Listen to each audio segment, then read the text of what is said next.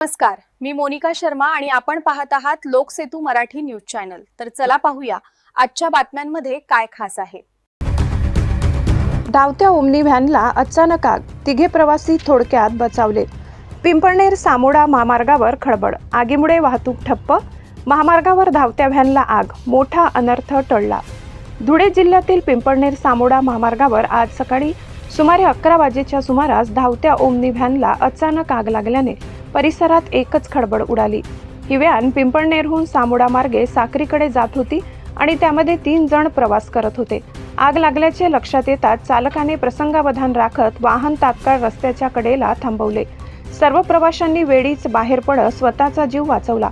सुदैवाने या घटनेत कोणतीही जीवितहानी झाली नाही। प्राथमिक माहितीनुसार वाहनाच्या वायरिंगमधील शॉर्ट सर्किटमुळे आग लागल्याचा अंदाज व्यक्त केला जात आहे।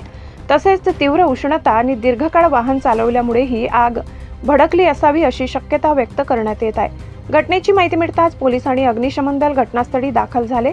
अग्निशमन दलाने तात्काळ आगीवर नियंत्रण मिळविले। या घटनेची काही काळ महामार्गावरील वाहतूक ठप्प झाली होती। रस्त्याच्या दोन्ही बाजूंना सुमारे 2 किलोमीटर पर्यंत वाहनांच्या रांगा लागल्या होत्या। सध्या वाहतूक सुरळीत करण्यात आली असून पुढील तपास सुरू आहे।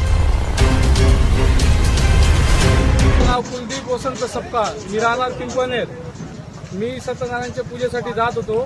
गाडीमध्ये मी, माझी आई आणि माझी पत्नी असे 3 जण जात होतो। जाताना गाडीमध्ये वायरिंगचा स्पार्किंग झाला। त्या स्पार्किंगच्या याच्यामध्ये वास आला आणि दूर निघत असल्यामुळे त्या गाडी आम्ही एक बाजूला लावून दिली।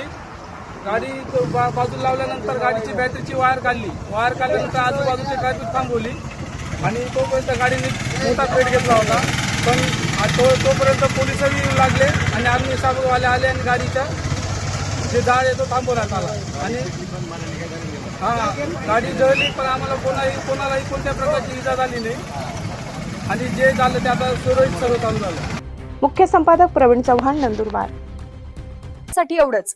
ताज्या घडामोडी, स्थानिक बातम्या आणि महत्त्वाच्या अपडेट्स जाणून घेण्यासाठी आमच्या लोकसेतू मराठी न्यूज चॅनलला सबस्क्राइब करा।